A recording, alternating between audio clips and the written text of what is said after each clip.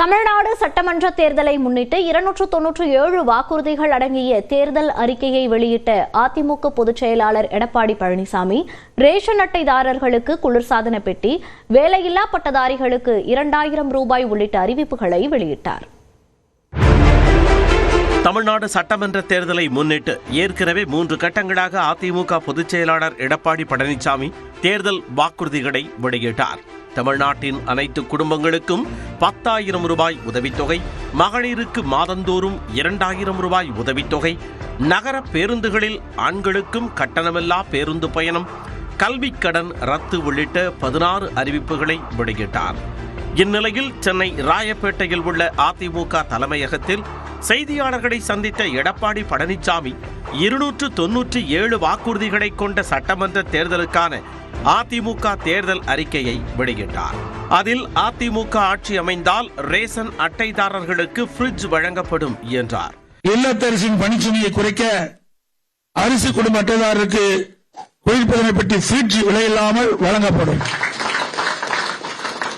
குடும்ப அட்டைதாருக்கு தற்போது வழங்கி வரும் விலையில்லா அரிசியோடு 1 கிலோ பருப்பு, 1 லிட்டர் சமையல் எண்ணெய் விலையில்லாமல் அனைத்து குடும்ப அட்டைக்கும் வழங்கப்படும்.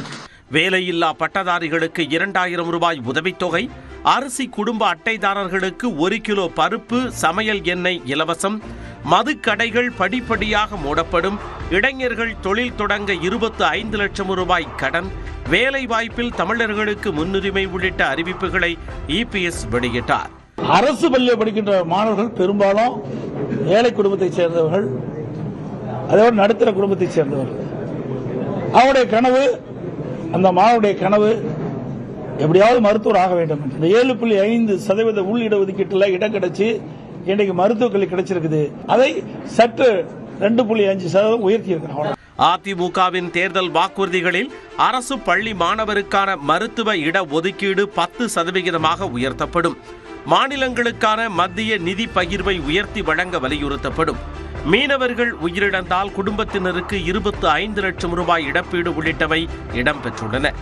மீண்டும் கல்வி தொலைக்காட்சி, ஆக்ஸ்போர்ட் போன்று 10 உலகத்தர பல்கலைக்கழகங்கள் நிறுவப்படும். தொகுதி மறுசீரமைப்பில் தற்போதுள்ள விகிதாச்சார பிரதிநிதித்துவம் குறையாமல் இருக்க வலியுறுத்தப்படும். இருமொழிக் கொள்கை தொடர்ந்து கடைபிடிக்கப்படும். அடுக்குமாடி குடியிருப்பின் பொது பயன்பாட்டு மின் கட்டணம் சீரமைக்கப்படும் என்பன உள்ளிட்ட வாக்குறுதிகளையும் அதிமுக தனது தேர்தல் அறிக்கையில் குறிப்பிட்டுள்ளது.